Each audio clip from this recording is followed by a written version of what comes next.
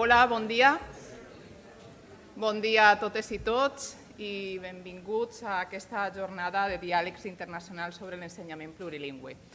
Ara passem el torn a la segona ponència, la segona conferència, i en aquest cas tinc el plaer de presentar la conferenciant, que és Maria Gispel, que és professora emèrita de la Universitat Jean Monnet de Saint-Étienne, a França. Ella sobretot treballa o ha treballat en el camp de la sociolingüística i els seus principals temes d'investigació són les pràctiques lingüístiques, la minorització de les llengües, la didàctica també de la llengua oral, el contacte lingüístic i el plurilingüisme.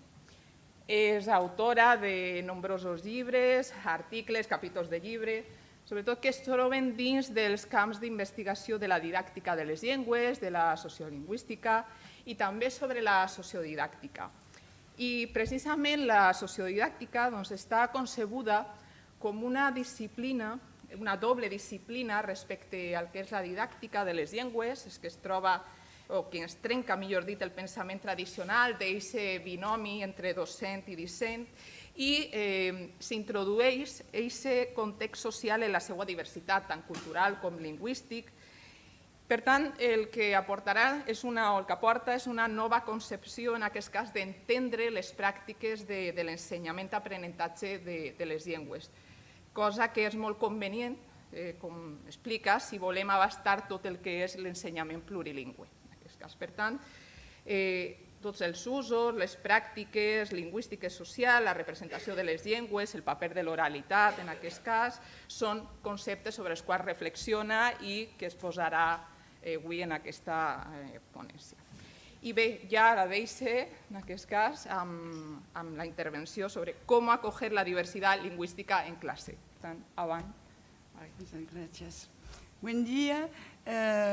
¿Me oyen? Sí.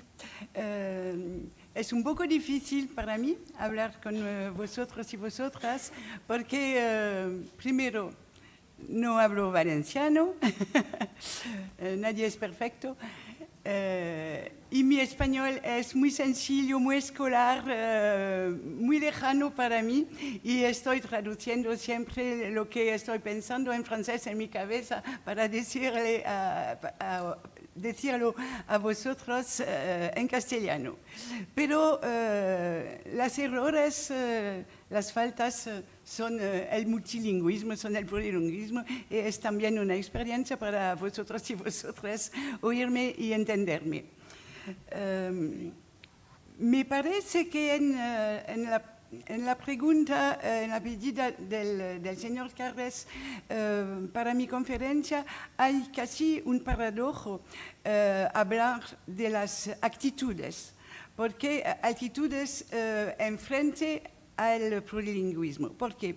Porque en la situación de Alicante hay que a la vez sostener una lengua minorizada y también abrirse a las otras lenguas, a una dimensión plurilingüe de la sociedad del siglo XXI. Y no sé si son dos cosas contradictorias o no, y hay que reflexionar sobre este problema para mí.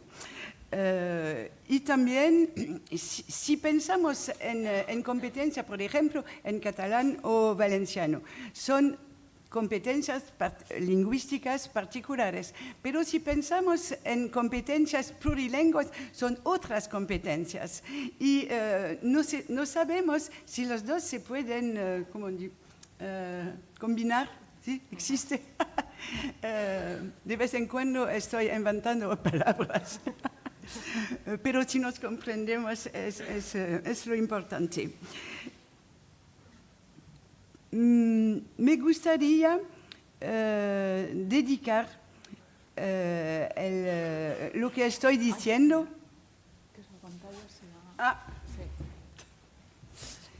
Yo tengo problemas lingüísticos y problemas técnicos. Es mucho para una sola mujer. ¿Qué pasa?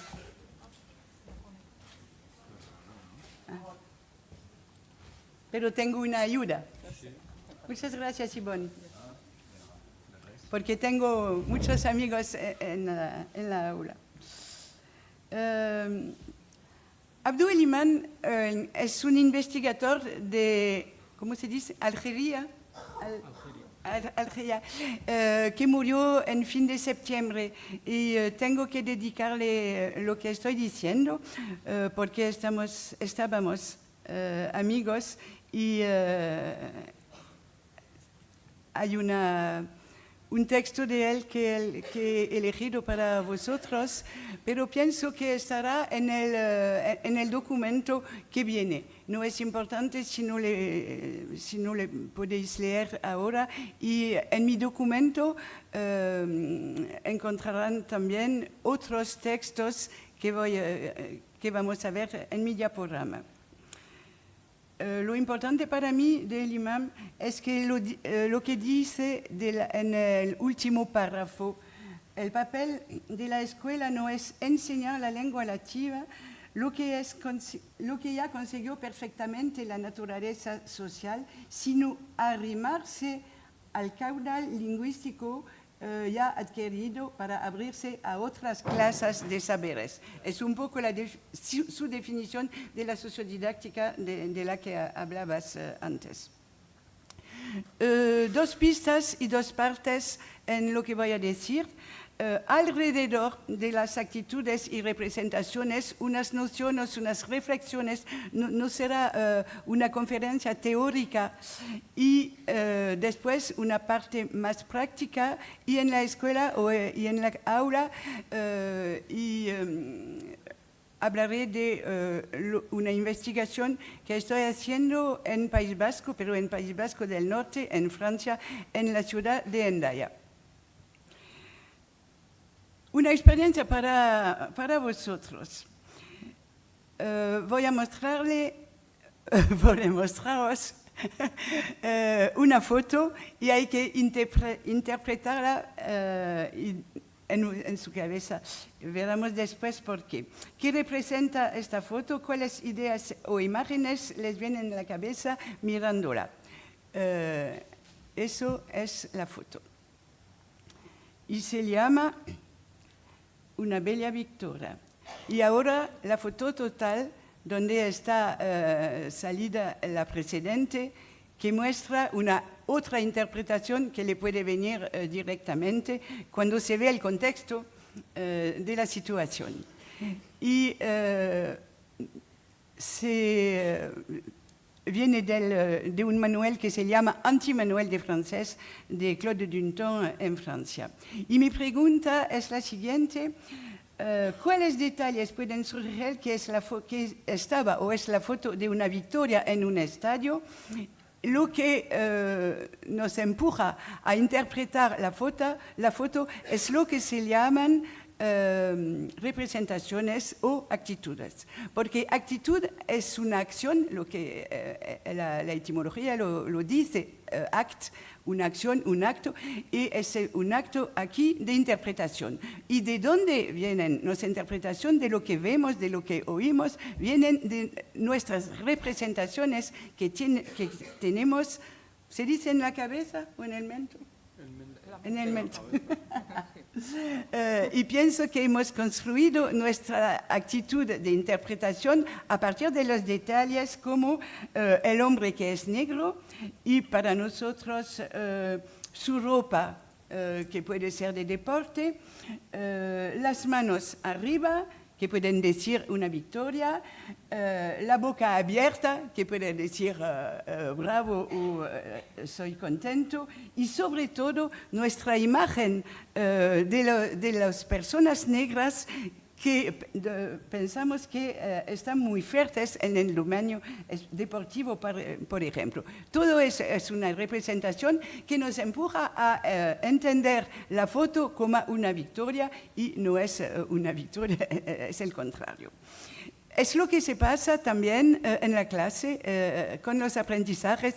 Lo que pensamos antes de encontrar un objeto de aprendizaje nos empuja a aceptar o no el aprendizaje y a interpretar también lo que nos dicen los profesores, por ejemplo, y también a aceptar o no aprender.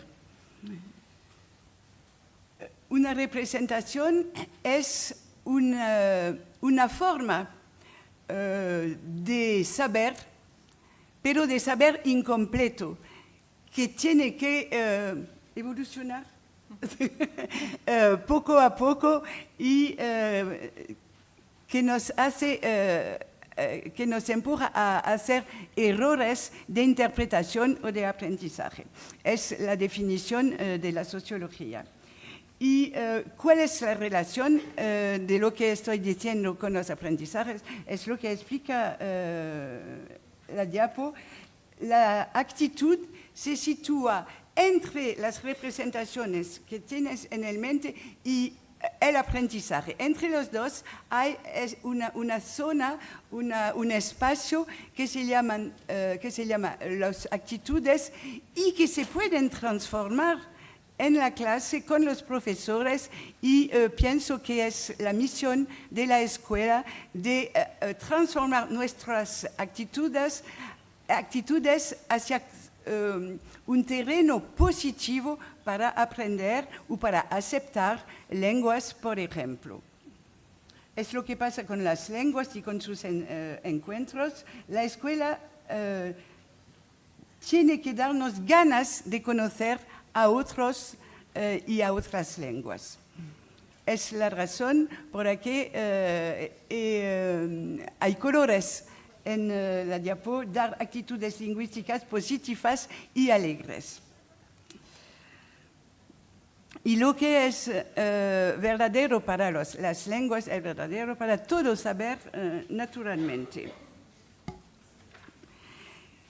A partir de que se pueden trabajar las actitudes, se pueden trabajar o construir a partir, sea de nuestra experiencia personal, de lo que se dice alrededor de nosotros, de lo que dicen los padres, de lo que se dice en la familia, por ejemplo, y también de lo que pasa en clase de una manera más construida y más consciente.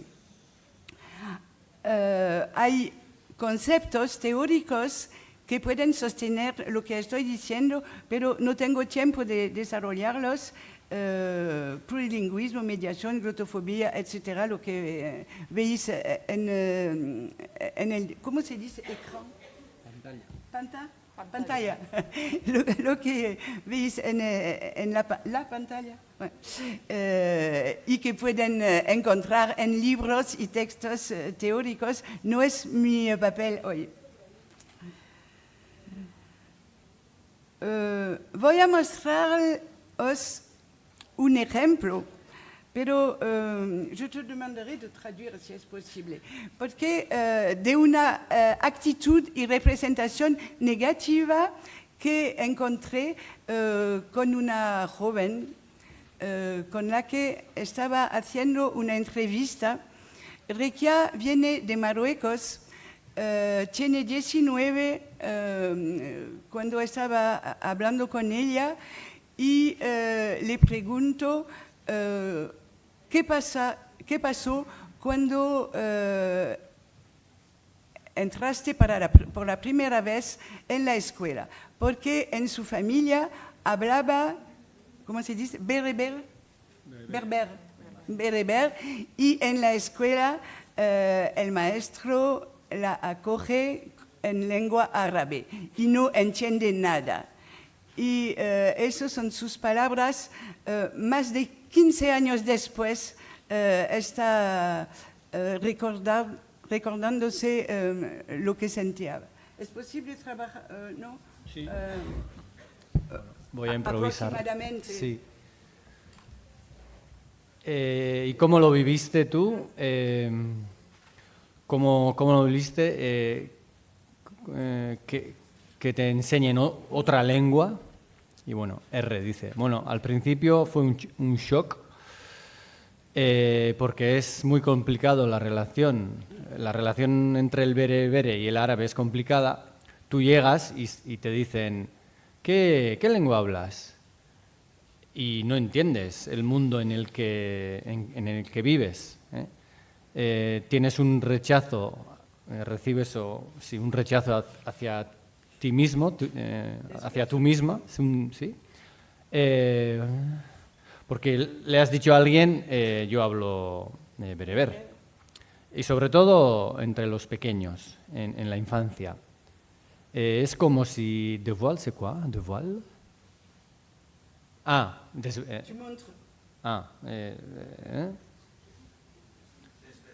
es como si te desvelas, yo soy, estoy en un estado animal, soy como un animal. Es un poco exagerado, pero es un poco eso. Sí, inferior. Una lengua es un sufrimiento. Y 4 veces en la entrevista Rekia me dijo, una lengua es un sufrimiento. Y quiero decir que esta primera experiencia da sus colores a todo lo que después ha vivido en la escuela. Y fue una escolaridad muy difícil, muy complicada para ella, a causa de este primer día en el que vivió el desprecio y el sufrimiento a causa de la lengua. Pero hay también otras representaciones y otras actitudes posibles a partir de experiencias lingüísticas. Y quiero daros 2 extractos literarios de autores a partir de su primera edad, lo que han vivido con las lenguas. El primer es Elias Canetti, que la traducción no sé si es buena, pero no importa, que habla de sus padres y de lo que vivía con ellos en su familia. Vive en Bulgaria, sus 2 abuelas son, como on dit, juifs, judíos, y hablan español, y ahora Canetti ha escrito toda su obra en lengua alemán, y eso explica por qué en alemán.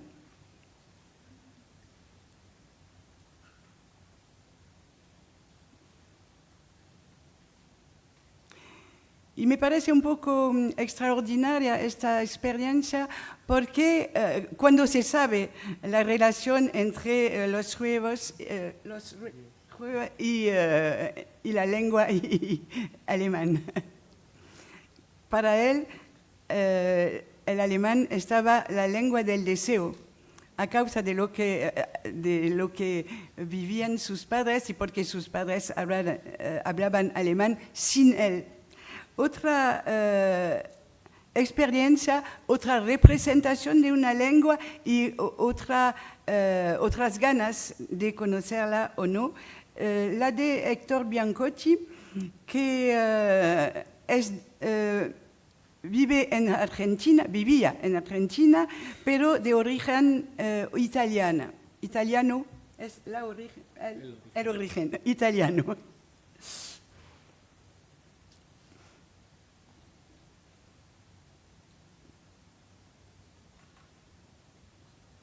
Y dice que la lengua de origen de la familia, de los padres, estaba para él la lengua prohibida, porque los padres hablan entre ellos esta lengua y no querían hablar con él esta lengua.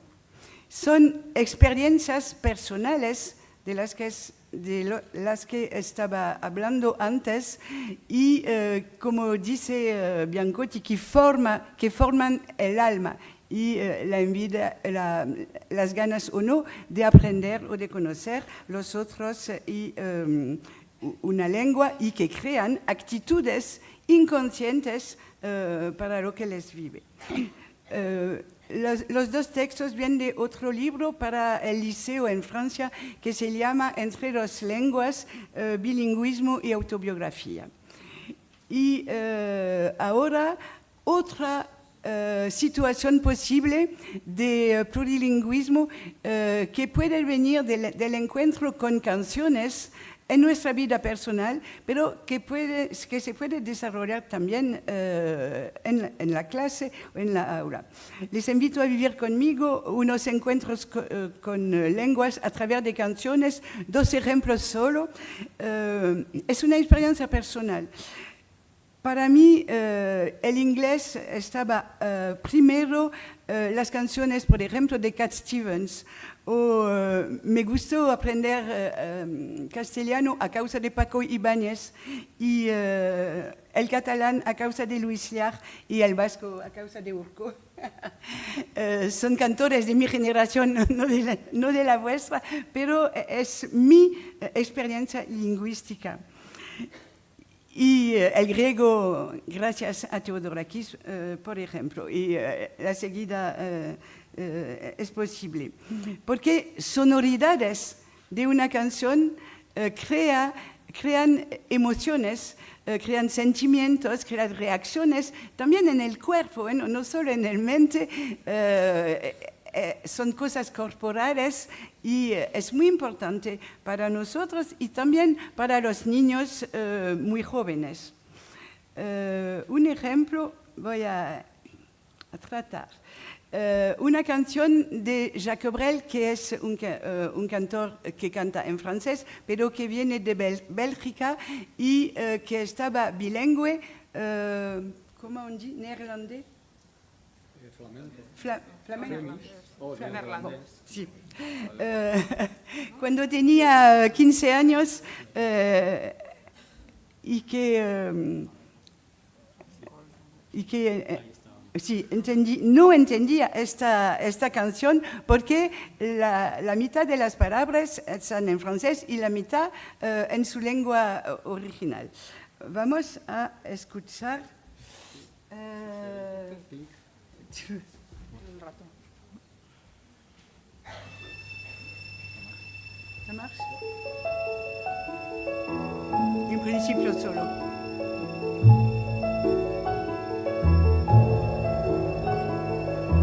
Aïe, Marique, Marique, je t'aimais tant entre les tours En francés. de Bruges et Gand. Aïe, Marique, Marique, il y a longtemps entre les tours de Bruges et Gand. Y la otra lengua. Zonder liefde, warme liefde, waai de wind, de stomme wind. Zonder liefde, warme liefde, weent de zee, de grijze zee. Zonder liefde, warme liefde, leidt het licht, het donker licht. En schuurt het zand over mijn land, mijn platteland, mijn Vlaanderen. Pienso que podéis oír la diferencia de ambiente entre las dos lenguas y entre también la manera con las que las canta Jacques Brel y quiere mostrar los sentimientos. Es una canción de amor entre las dos lenguas de su país y la ruptura, la diferencia, la dificultad de estar separada de la persona que quiere. Otro ejemplo de una región que conozco muy bien, que es la Lorraine en Francia, cerca de la frontera alemana y Bélgica, Bélgica, una región donde se habla también una lengua minorizada que se llama el francico, en la lengua de la gente, el Plat, y el francés también. Y un grupo ha mezclado las dos lenguas en una sola canción que se llama En passant par la Lorraine, pasando por la Lorena, que se inspira también de otro cantor francés que es Brassens. Una parte de la canción popular y una parte de Brassens, y puede ver en la izquierda la lengua francica, la lengua minorizada, que es el Plat. Ich aan de Lothringer Mädchenkant met also show dat met 3 kapitein Branderwoorde, zodat het wordt Baron Trampel, que fai Mädchen met zij also show. Porque he trabajado 15 años en Lorena. y después las palabras francesas de Brassens. Y para las sonoridades no es importante entender, sino hacer, ¿cómo on dit? Llenar de un mundo lingüístico. Alors, ici, là, là, non. Ah, les Manigeaux! Je les vois venir avec leurs vieux sabots.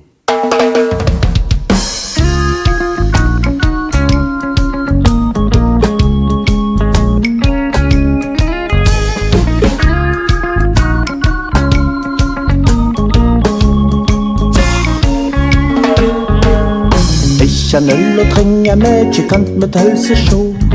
Ich kan tränga med kant med helse sjå. Dat betrei kapitein bekannt, wo sorgnet wäre Bauern trampel tiefer Mädchen mit sen helse sjå. Les sabots des laines étaient tout crottés. Les trois capitaines l'auraient appelé vilaine. Moi j'ai pris la peine de les déchausser dans les sabots de la pauvre Hélène, dans ses sabots crottés. Moi j'ai trouvé les pieds d'une reine et je les ai gardés. Ich kan tränga med. Ah, les Manigeaux! Stop. Voilà. El grupo. Y el tercer ejemplo es, viene de Idir, que es un cantor que canta cantaba en Francia, pero que viene de Algeria también y cuya lengua es de origen es el bereber. En esta canción, en todo el CD, son canciones bilingües y ahora una canción que habla de Marsella, mi ciudad, a la vez en francés y en bereber, como se puede ver aquí. Alors, hein? ¿Y a pas? No. Ah, si no hay, en la próxima. Bon. No, bon. No podremos oír y decir. Poco importa. Es decir, que somos siempre y todas plurilingües en nuestra propia lengua también, hay que no olvidarle, y que todo modo de lenguaje es un encuentro de lengua, de culturas, de sentimientos sobre todo. Y yo quiero decir que el plurilingüismo, a causa de estas actitudes que necesita, es una cosa que se vive antes de estar pensada, argumentada, teorizada, etc.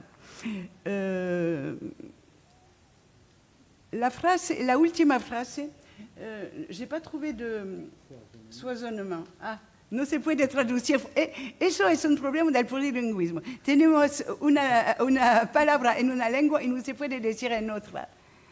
La abundancia, es decir, que transmitir la abundancia del mundo en la clase para crear empatía y curiosidad. Bueno, es casi, trabajar las actitudes es casi como trabajar un jardín cuando se trabaja la tierra antes de sembrar.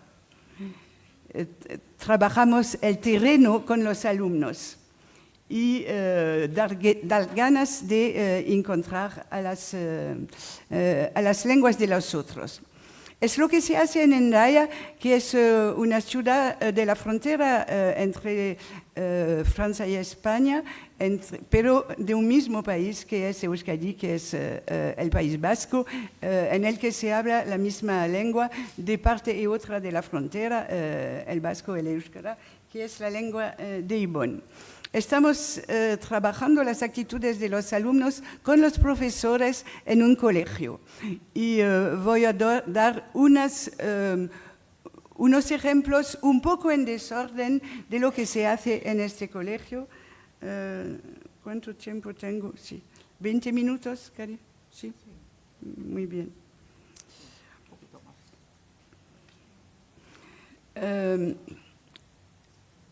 Trabajar las actitudes se sitúa, lo hemos dicho, antes de enseñar.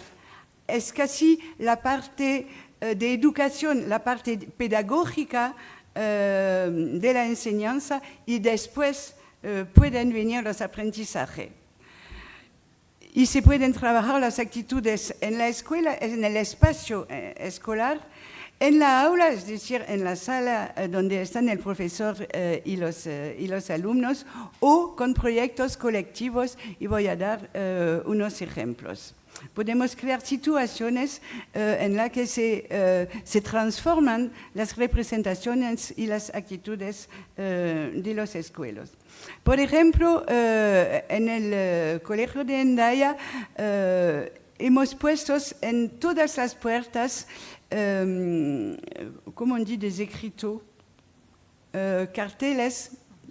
Carteles bilingües o plurilingües para indicar, por ejemplo, anfiteatro, centro de documentación, director, etc. Todo es bilingüe o plurilingüe y muy... todos los carteles están hechos por los alumnos. Eso, por ejemplo, no sé si se puede ver. 3 lenguas, en vasco, en español y en francés. O en el hogar en la sala donde se descansan los alumnos, hay columnas con la presentación de las lenguas de los alumnos. Hay también en las puertas aquí una paseur de langue. ¿Cómo se dice en español? Se dice paseur. Y, lo que ayudan a pasar de una lengua a otra. Sí, mediador, los que ayudan para interpretar o para cuando llegan alumnos extranjeros y que hablan ni francés, ni español, ni vasco, por ejemplo. Durante una fiesta para los padres, los alumnos habían escrito en todas las puertas palabras o mensajes en diversas lenguas también, o en la sala de fiestas los peces que vienen, como on dit, suspendus. Acogen a los padres con su diversidad, y habían también carteles del personal del colegio, no solo los profesores, sino todas las personas que trabajan en las oficinas, en el lugar donde se come, etc. En un lado su foto, en otro lado su vida y las lenguas que han encontrado durante su vida, para mostrar que siempre estamos en un mundo plurilingüe y que hay que descubrir este plurilingüismo en las paredes de las aulas, para ayudar a los alumnos que no hablan francés o español, por ejemplo, para conocerse mejor también, porque los alumnos se descubrieron cuando contaron su vida cada uno, y cuando un profesor dice, por ejemplo, ¿qué lenguas has encontrado en tu vida? Y se descubre que cada uno y cada una ha encontrado muchas lenguas en su vida. Esa es la razón por la que estoy diciendo que todos y todas estamos plurilingües. Y para dirigirse en una escuela, los objetos para estudiar, aquí, como on dit, une gomme, c'est la gomme para borrar.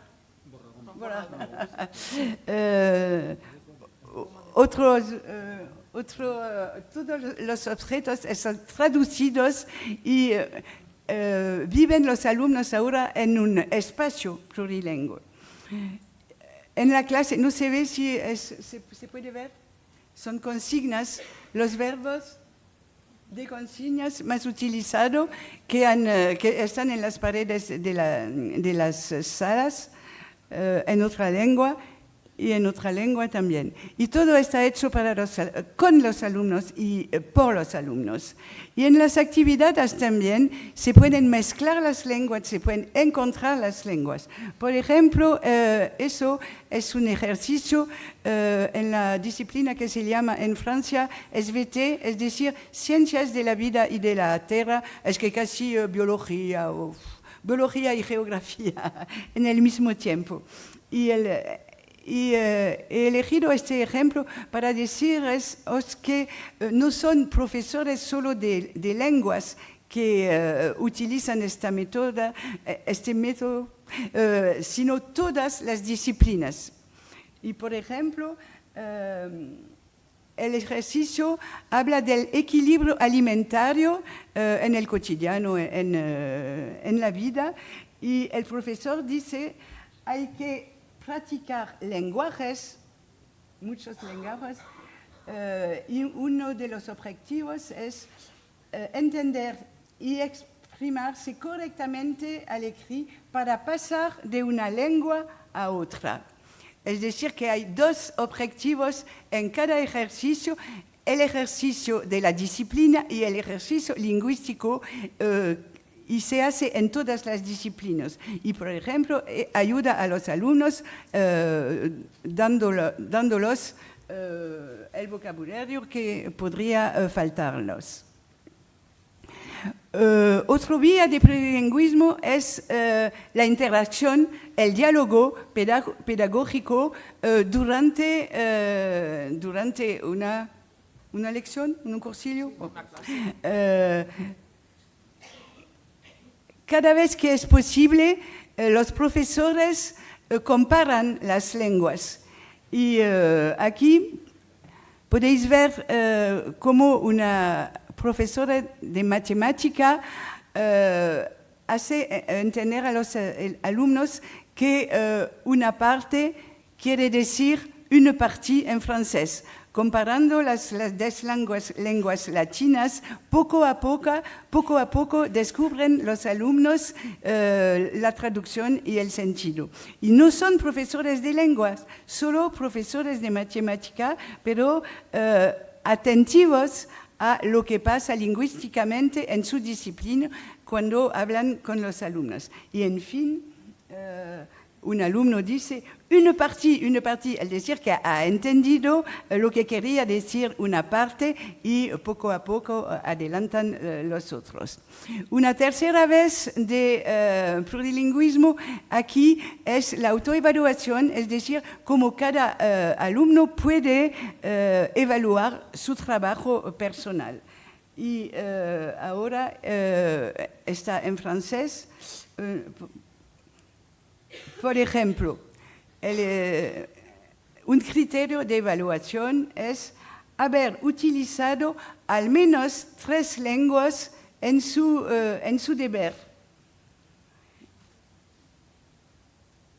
Y decir para cada grupo alimentario el nombre en al menos 3 lenguas. Es decir, que eso crea interacciones entre los alumnos y es otra manera de trabajar también.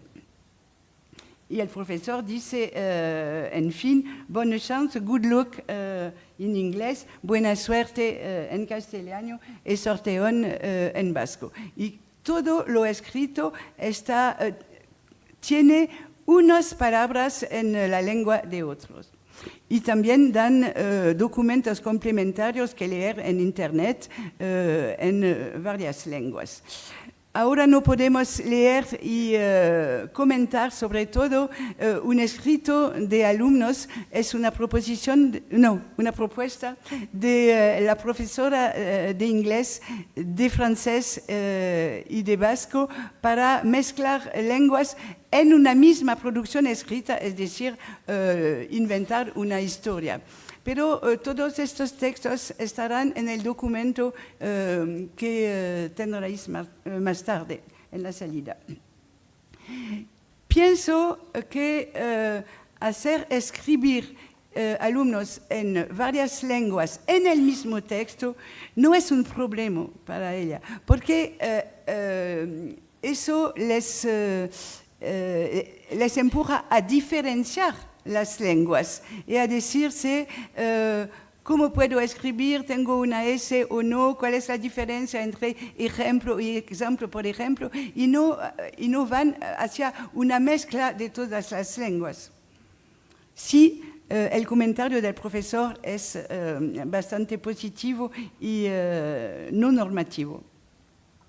Y el resultado, un poco rápidamente, en este colegio es decir que todas las lenguas viven en la aula y que tienen todas el derecho de existir y que los alumnos se enriquecen con este trabajo y que también los aprendizajes se enriquecen a través de las actitudes transformadas por las estrategias didácticas y conscientes de los profesores. Hay también muchos proyectos colectivos, pero que no tengo el tiempo de detallar con vosotros en Hendaya. Por ejemplo, Mix and Cook, que es un proyecto acerca de la comida.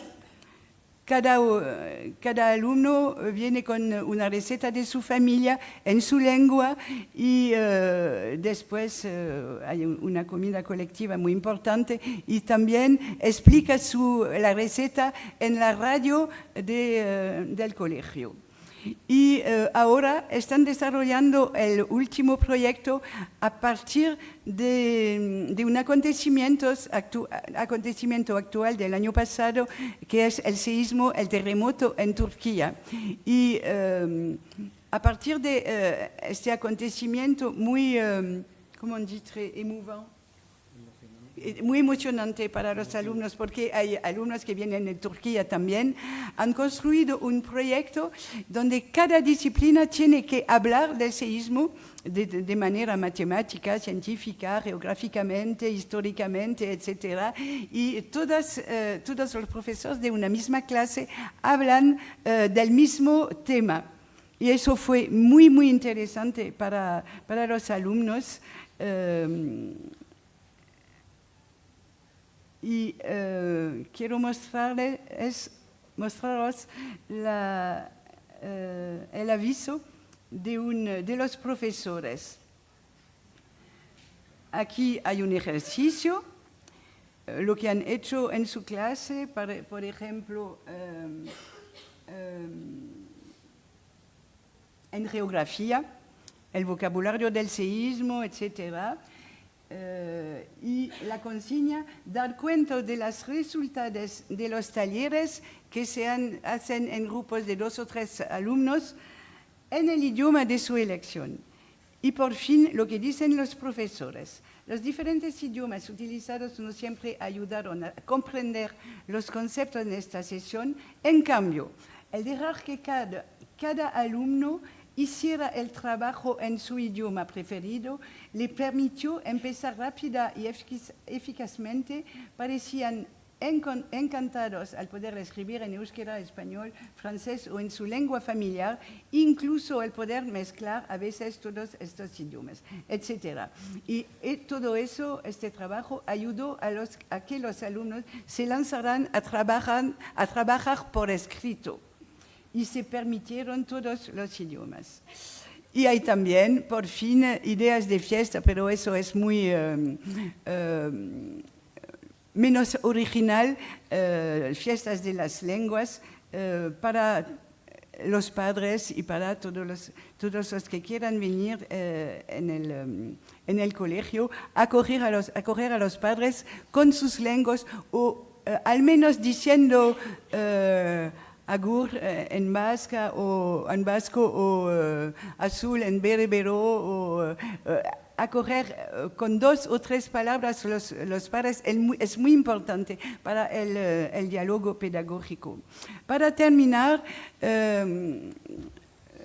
quería ofreceros unas palabras de amigos y colegas investigadores a propósito del plurilingüismo, que son Philippe Blanchet, Bruno Morer y Michael Biram, pero todo está traducido y encontraréis estos textos en el documento que podrán leer después. No es indispensable leerlos ahora. Y por fin, muchas gracias y grazie.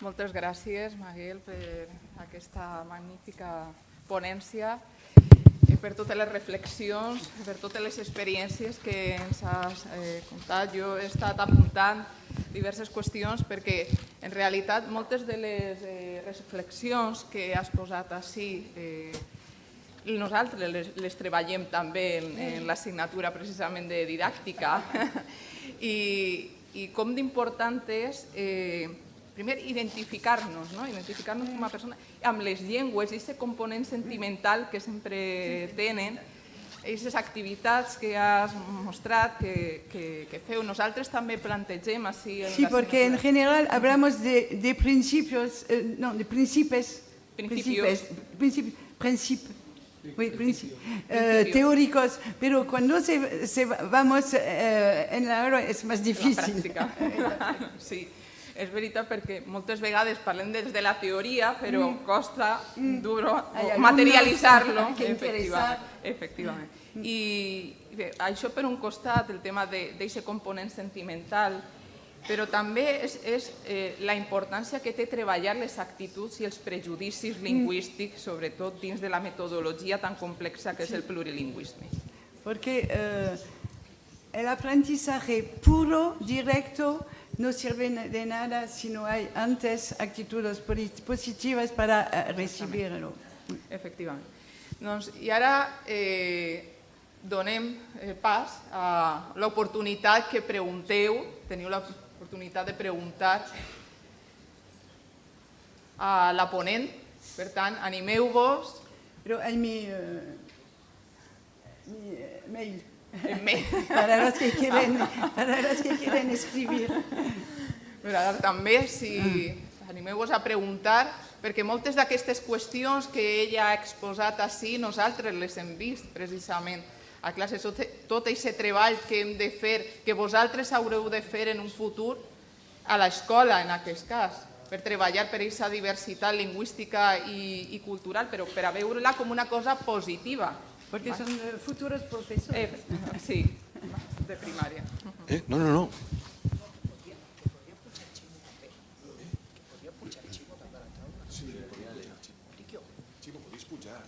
Ximo, podis pujar i fem un diàleg conjunt. Perquè com ha dit que reservaren preguntes... Així fem un diàleg conjunt ara. Tenim temps. Bé, començo jo, trenco el gel, si vos sembla. A mi m'ha semblat unes xerrades molt interessants. N'hi ha coses que em toquen molt, com per exemple la primera, que a més és el títol d'un llibre de text que jo vaig fer fa temps, que és són les persones les que parlen. Les llengües no existeixen si les persones no les parlem. M'explique?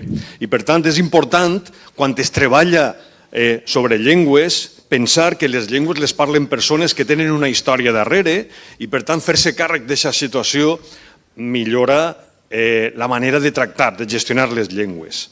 Una altra cosa que m'agrada molt que ha dit Mariel és que no només el profe de llengua és el profe que s'encarrega de la gestió. De vegades el professor de llengua és el que s'ha d'encarregar de tot això, en el currículum la matèria de llengua és la que s'encarrega de la sociolingüística o del que siga, però hem de reconèixer, hem d'adonar-nos que la llengua s'utilitza en totes les assignatures i per tant és feina de tots els professors de llengua, de matemàtiques o de biologia o del que siga, gestionar adequadament, en aquest cas, la diversitat lingüística. Em sembla una gran idea i sembla molt òbvia, no? Sembla que dius, és evident, però al final cada matèria o cada professor es guarda el temps de la seva assignatura i no té temps mai per a dedicar-li a la gestió de les llengües que les té igualment que el professor de llengua les té, no?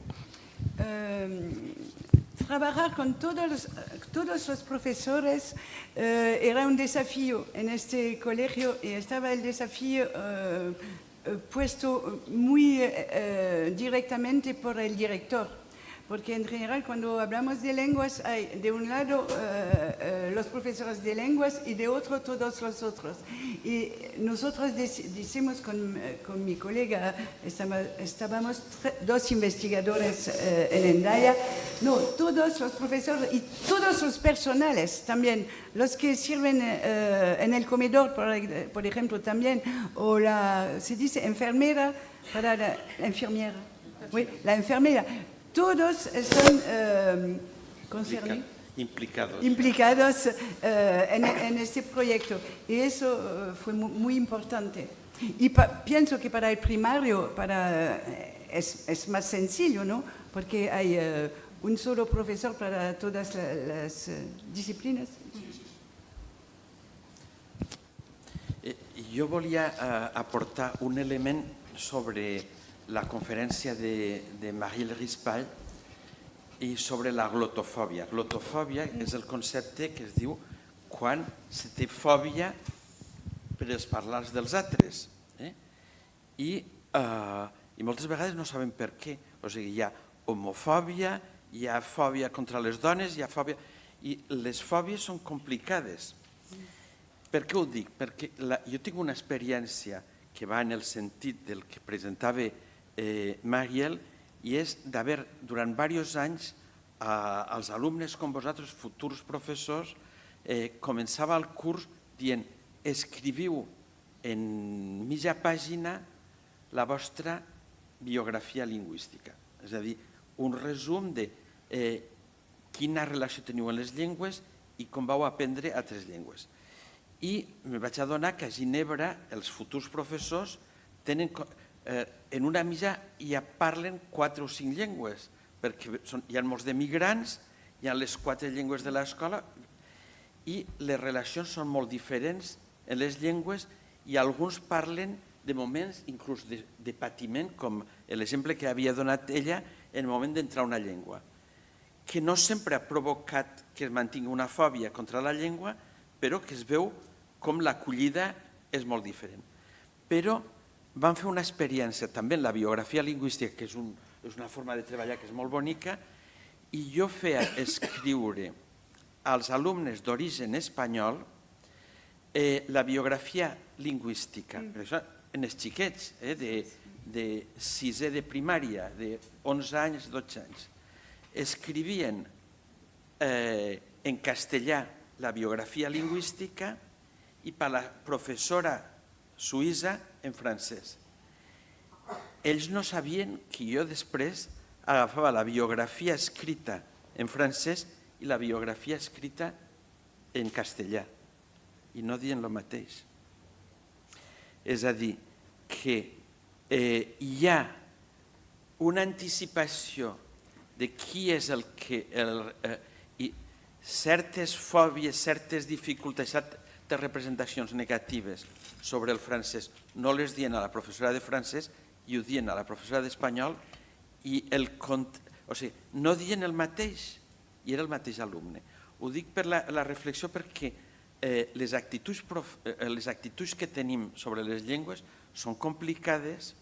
El que és bonic de la proposta de Marielle és que busque crear actituds positives, busque inclús mesclant les llengües, veure la potencialitat del plurilingüisme i del que es diu ara translanguaging, que pot ser un element positiu, però vigileu perquè mai ho diem tot i com la ceba, detrás d'una fulla hi ha una altra i la qüestió de les actituds hi ha moments de patiment en les llengües o moments de plaer en les llengües, o sigui, a vegades aprenem les llengües lligant en una persona que parla una altra llengua, sobretot la gent jove.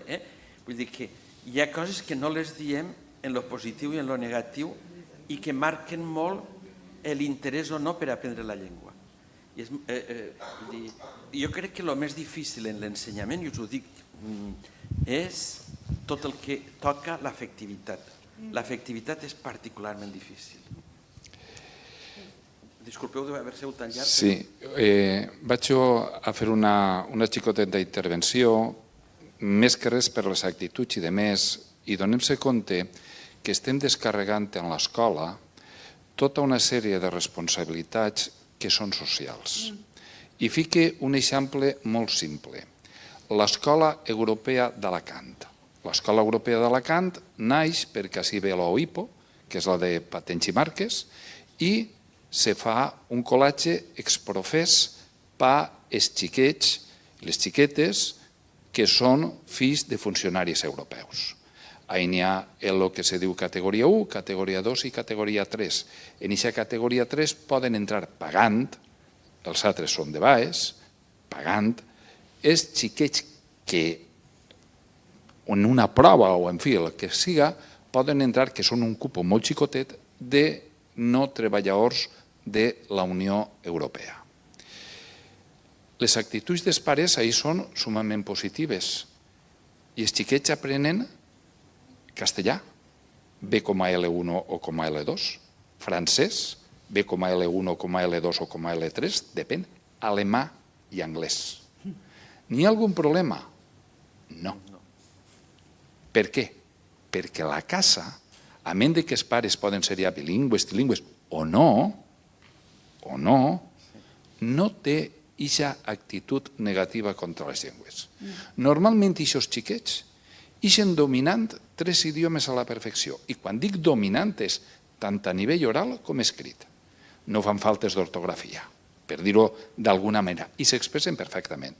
Per exemple, un L1 espanyol te parla perfectament L2 anglès i diu perfectament, estic parlant d'un C2, i te parla un L3 francès o alemà i t'estic parlant a nivell de C1. Però en títol en mà, i no el dono al col·latge, sinó que en el Liceu Francès o companyia fan la certificació.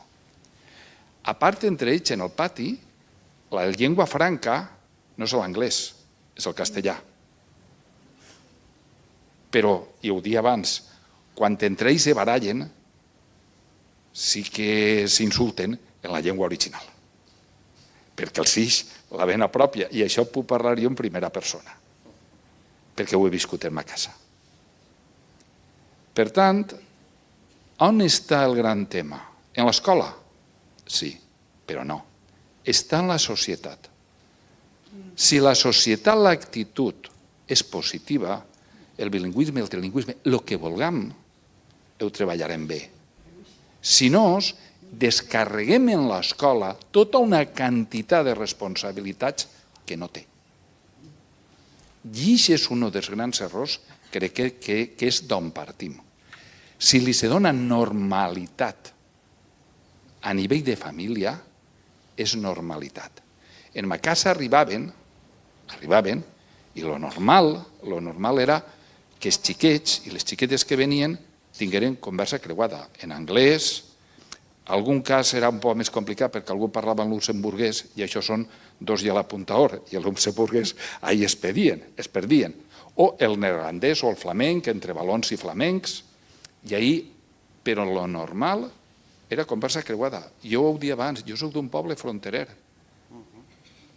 El més normal en la meva conversa era conversa creuada. No n'hi havia cap problema. I és l'actitud, però l'actitud social.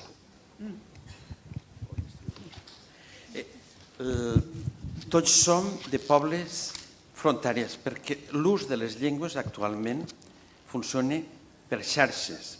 I vosaltres, per xat, podeu tindre una nòvia a Brasil o un nòvio a Brasil, disculpeu, els contactes en les llengües actualment dins d'una mateixa ciutat, o sigui, jo quan passejo per Ginebra, a vegades m'agrada comptar quantes llengües escolto passejant a la vora del llac.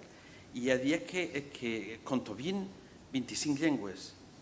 O sigui que dins d'una mateixa ciutat ja som tots de frontera, perquè els moviments migratoris són molt importants.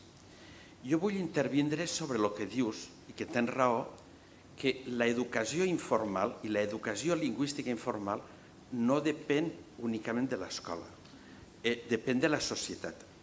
i miro els homes polítics perquè les orientacions que doneu han de ser de pau entre les llengües i no d'augmentar el conflicte lingüístic que és negatiu per a tots. Ho dic perquè tots tenim en l'educació responsabilitats i hi ha responsabilitats que hi ha que prendre molt seriosament. Però l'escola juga un paper molt important inclús amb els pares. Per què? Perquè si un equip escolar, un centre educatiu, té les coses molt clares, juga un paper també integrador per a les famílies i per a les famílies emigrants. Jo sé, tinc testimonis de famílies d'emigrants espanyoles, portugueses, etc., que han après a entrar dins de la cultura del país a través de l'escola, perquè en els fills és igual com els meus pares, que eren gent de poble i de camp, ma mare, quan fèiem els deures, li agradava que ho fèrem a la cuina, perquè ella havia anat molt poc a l'escola i aprenien nosaltres. És a dir, que hi ha qüestions d'actituds que l'escola pot ajudar a canviar. O sigui, no teniu la responsabilitat de les actituds, però podeu tindre una incidència en crear actituds positives pel saber en general, perquè vivim a un país en què les opinions, la doxa és més important que l'episteme, tothom, vosaltres eixireu especialitzats en educació i trobareu a pares que no han estudiat res que pensen que en saben més que vosaltres. I vosaltres teniu que distingir l'opinió del saber. I sou especialistes, sou persones que en sabeu, però també des del punt de vista de les actituds podeu tindre una incidència positiva. Si vosaltres mateixos no teniu una actitud positiva sobre les llengües, malament rai. Però és veritat que tot no depèn del professor, depèn de molts de factors. Ara no us oblideu que el vostre és fonamental. Tenim la professió més bonica del món i aquesta professió és una professió per a crear lligams, per a crear un futur una miqueta millor, per a evitar inclús una educació per la pau i per la pau lingüística també. O sigui que és veritat que no depèn tot de vosaltres, ni molt menys, però us puc assegurar que heu triat una professió molt bonica i que podeu tindre una incidència molt gran i acabar la meva edat dient 3 o 4 cosetes no les han fetes malament. O sigui, jo antes d'ahir em vaig trobar a una professora i me va abraçar a Ginebra. Algo va dependre de mi. O sigui, i el més difícil és l'afectiu, però teniu un paper inclús en el desenvolupament afectiu dels vostres alumnes i de les famílies. O sigui, teniu una responsabilitat enorme. I si penseu que no la podeu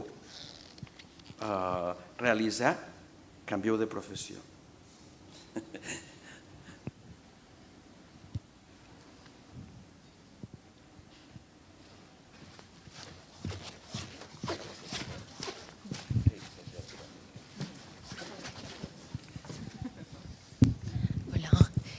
Gràcies. Compartix l'opinió de Joaquim, perquè pense també des del punt de vista de l'educació pública, de les escoles públiques. Evidentment existeixen altres bombolles en unes disposicions molt més facilitadores, sobretot econòmiques, però en aquest sentit considero que ens situem com a mestres de l'escola pública i ahir la realitat és la que heu explicat vosaltres. I Mariel, moltes gràcies per la presentació. Volia preguntar, aquest exercici que m'ha agradat molt, que no sé si podríem dir-li translanguage in escrit, el d'escriure una narració, una frase en cada llengua, seria translanguage in escrit? ¿O no? No ho sé. Espera, esa es una pregunta. Y la otra, ¿cómo se ha desarrollado las instrucciones del ejercicio? Sí, no, simplemente que para la redacción en una frase en cada lengua, sí, en la expresión escrita, primero el alumno, ¿cuál era la instrucción? Primero el alumno escribía toda la redacción en su L1 y luego la iba convirtiendo una frase en cada lengua que conocía, o directamente escribía una frase en cada idioma? ¿Cómo era? ¿Cómo se hacía el andamiaje de...? Sí, pero no sé exactamente lo que hice la profesora. Nos envió los productos de los alumnos, pero lo que yo sé es que está trabajando durante meses y meses antes de esta producción. Pero si los alumnos escriben primero en una lengua y traducen después, no lo sé. La única cosa que sé es que son grupos, de 2 o 3 o 4, y cada uno trata de hablar y escribir en su lengua y en la lengua de otros. Pero cómo se hace exactamente la producción del texto que hemos visto, no lo sé. Y pero eso se llama... Puedo darte las señas de la profesora si te gusta. ¿Y eso es translanguaging también o no, ese texto? Tal vegada per la gent del públic s'ha d'explicar el que és translanguaging. Antigament, quan s'ensenyava una llengua, per exemple, si s'ensenya anglès, tot en anglès. I actualment, particular, dono el nom d'una investigadora d'origen espanyol, Ofelia García, però hi ha un indi que li diuen Raja, que és un amic meu, que ha treballat molt sobre això, han observat que quan s'ensenya una segona llengua se juga mesclant les llengües. I en lloc de considerar un error la mistura de llengües, es veu quina és la funció i l'interès, o sigui que no té per què ser negatiu. O sigui que es parla actualment de translanguaging com moments en què per l'aprenentatge de les llengües, per l'acceptació de la llengua d'origen, en lloc de veure quan una persona està aprenent a parlar el castellà, si utilitza una paraula en francès i hi ha regulació i si sap el professor també sap francès, mistura el francès i el castellà en l'ensenyament i es permet jugar en les dues llengües. Ho dic perquè vosaltres, en una escola plurilingüe, participareu en moltes reunions, en molts els intercanvis, en què si és en la classe d'acollida està parlant una altra llengua i vosaltres li ajudeu i si coneixeu la llengua jugueu en les dues llengües i entre castellà i valencià passen d'una a l'altra constantment. No ho veiem negatiu, però en un moment determinat, quan un ha de fer una presentació en valencià, és valencià i quan és en castellà, però per l'aprenentatge actualment, en lloc de considerar-ho un error i una falta, és veure per què ha utilitzat la paraula i quin sentit té, i nosaltres quan parlem valencià moltes vegades utilitzem paraules en castellà. Ho dic per explicar, jo no sé si es pot considerar, jo sí que ho considero una pràctica de translanguaging, d'acceptar-ho i quina funció pot tindre, però sobre la noció és important pels futurs professors que sàpiguen que els experts, els especialistes, el misturar una mica les llengües de cara a l'aprenentatge no ho considerem negatiu, sinó que inclús pot ser una ajuda per anar més lluny en l'aprenentatge d'una llengua o que pot representar una funció particular en l'aprenentatge. Puedo añadir una cosa. Tenemos captaciones, videos con los alumnos durante los trabajos en grupos o después en entrevistas con nosotras. Pero no tengo el derecho de mostrarle a los alumnos.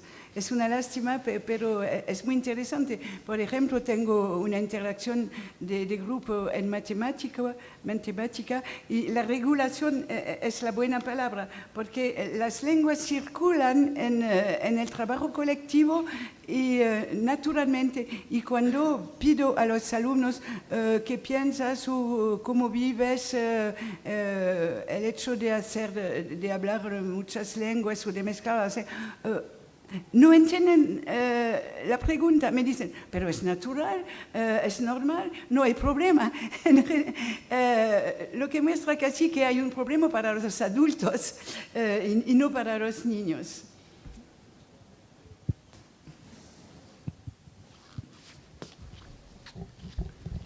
Bueno, vaig parlar en castellà, Encara no soy capaz de...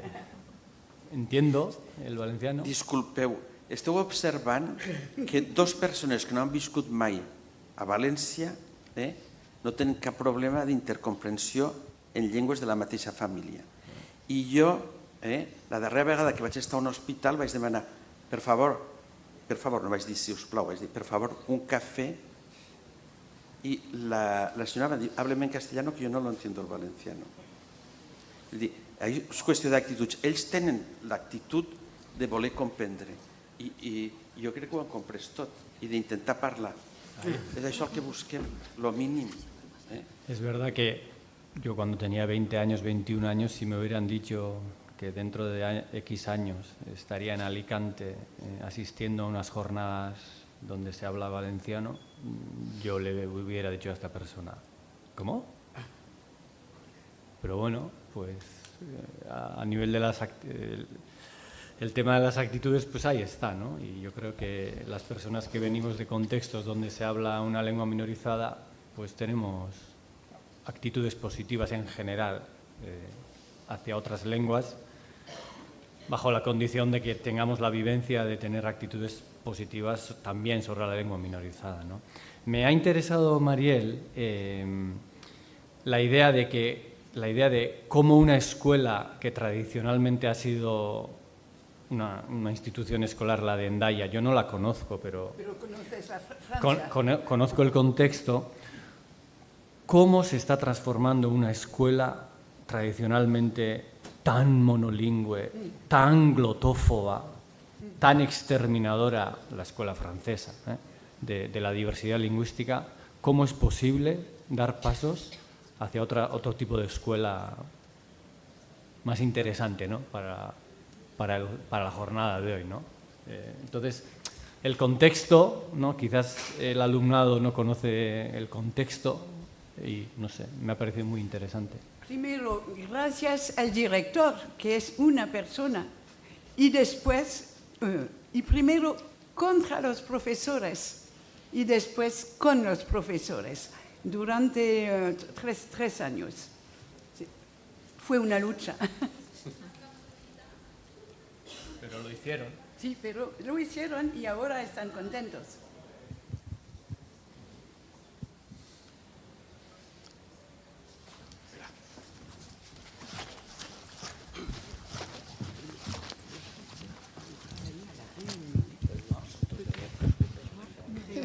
En castellano o valenciano, dona igual, no? Bé, aquesta classe de canvi que ha passat a França es podia fer en Espanya, perquè està clar, per exemple, l'anglès, que molts espanyols ixen de les escoles sense saber quasi res d'anglès, a pesar de que s'ha donat durant tot el curs escolar. Com podem fer nosaltres com a mestres, tenint en compte la llei educativa espanyola, per a poder introduir aquesta motivació a aprendre les llengües?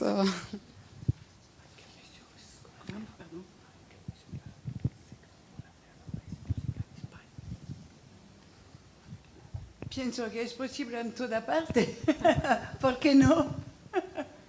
No es especial la situación de Hendaya, solo un poco exagerada, porque es una ciudad de la frontera y que también hay migrantes y que hay varios sistemas escolares con los que vienen de las Ikastola, que han estudiado solo en vasco durante el primario y después que vienen de escuelas normales, nacionales, pero me parece posible en toda parte y en todo país, ¿no? ¿No? Sí, desde el punto de vista... Soy muy optimista en general. Desde el punto de vista comparativo, la legislación en política lingüística del Estado español es bastante más avanzada que la del Estado francés. Entonces, el Estado la de francés... Suïssa més avançada que la d'Espanya. I jo, en la pregunta que has posat, el que voldria dir-vos és que aprofiteu que sou joves i viatgeu molt, perquè viatjant s'aprèn molt. No feu com jo, que m'he quedat 44 anys a Suïssa, però inclús dins del territori del País Valencià, val la pena que viatgeu i que conegueu realitats lingüístiques diferents, perquè podeu treballar a Morella, un centre de les comarques nord, o podeu treballar a Oriola, i les realitats són diferents. I jo, que dono molta importància a la contextualització del treball, el que visiteu escoles molt diferents, i les escoles al País Valencià, el País Valencià és molt, molt divers i val la pena. I així a l'estranger també és molt important, perquè no us preocupeu, si heu d'ensenyar en anglès, convé anar a un país anglòfon, però encara que aneu a un país que no és anglòfon, l'anglès ara és llengua vehicular a tot arreu i això us donarà un impuls. I les actituds positives en la gent jove per aprendre són sempre molt importants. O sigui que generalment sereu ben acollits. O sigui que sí que val la pena no els Erasmus per vacances, però Erasmus per a obrir una mica l'esprit en la qüestió de les llengües. Amb la legislació vigent d'ací, només cal voluntat per a fer-ho. No n'hi ha cap de problema legal a posar en marxa projectes semblants als que Maguiel ha descrit. De fet, n'hi ha escoles que tenen projectes ja semblants i centres, instituts. Activitats o pràctiques semblants ja estan posades en pràctica. El que passa és que no són les més freqüents i per tant no les coneixen del tot. Jo ara he fet una ruta per diverses escoles, des de Muro fins a Elx i de Monòver fins a Alacant, he recorregut alguns centres i n'hi ha centres que ja fan pràctiques semblants, no dic que siguin les mateixes, és interessantíssima que la poguérem conèixer en més profunditat, ja t'enviarem un correuet perquè ens dones més informació, perquè crec que és una experiència que la podem assumir i adaptar de la manera que necessitem. Es pot fer, és a dir, és només voler-ho fer i tindre il·lusió i engrescar-se i engrescar també la direcció dels centres, perquè la direcció del centre és l'entitat que ha de, com ha dit també Maguiel, promoure tot plegat. Si la direcció és reticent o no, doncs tots són problemes. És la direcció també la que ha de tirar-se cap avant.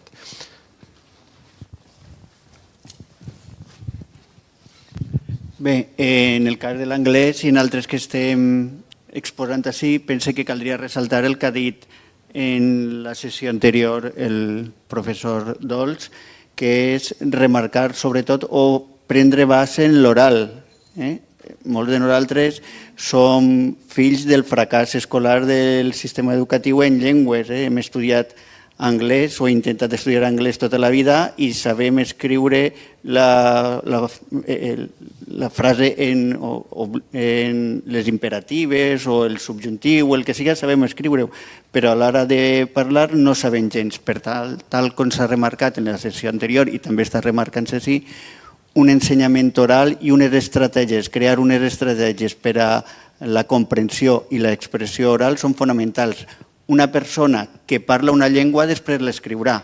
Una persona que té cert nivell d'escriptura pot ser i segurament no la parlarà si no troba contextos en usar-la d'una manera pareguda a la realitat per a transportar-la i transferir-la a la realitat.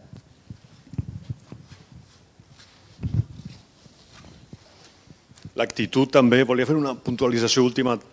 A mi m'interessa moltíssim el tema de l'actitud.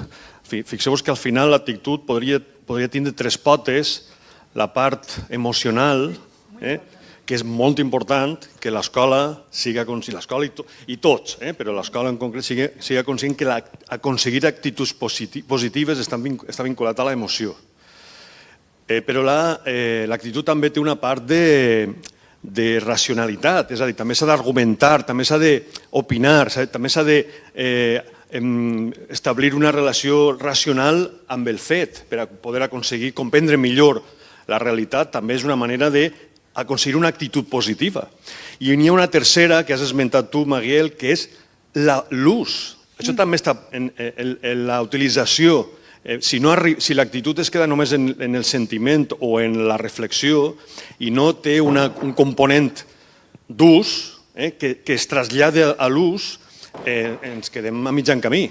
I això és el que també has comentat tu, Adés, en la conferència. És a dir, hem de forçar, i en aquesta activitat apareix, forçar també que han d'utilitzar la llengua pròpia i una altra.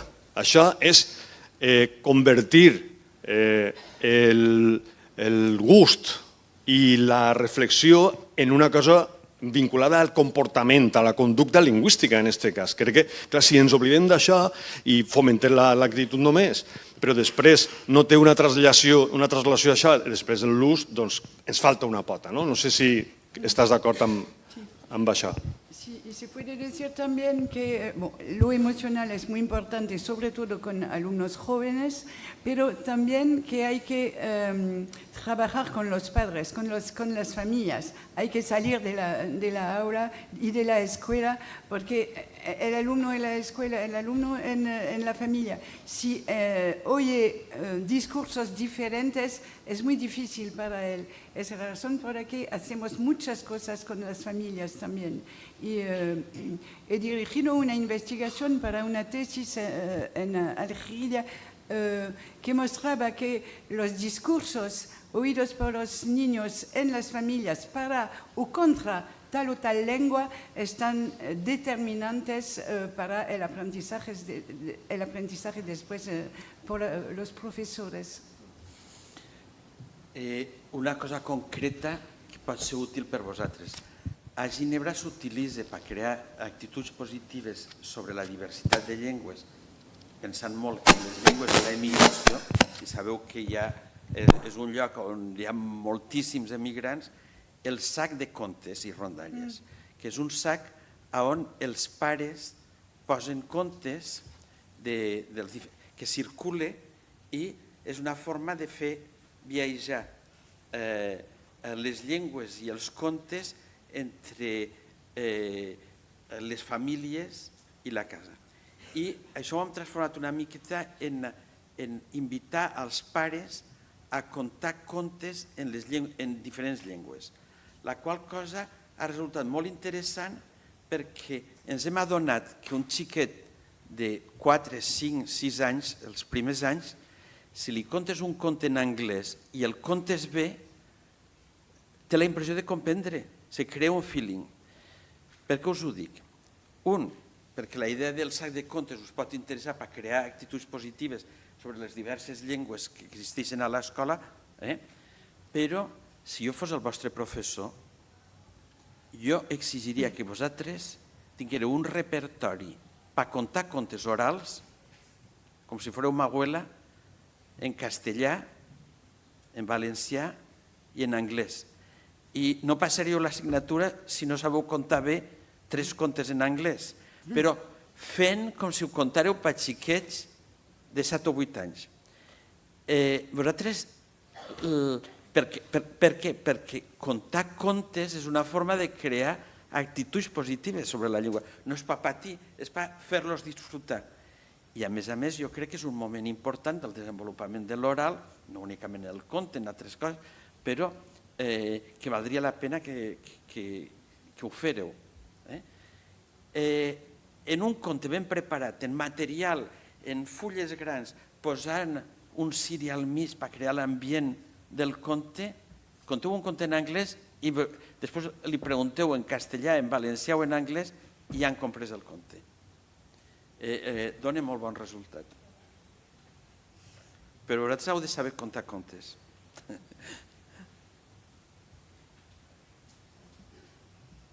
Bé, si no hi ha cap pregunta més, doncs tanquem així, un moment, la sessió, gràcies i bé, ens veiem a la pròxima, no?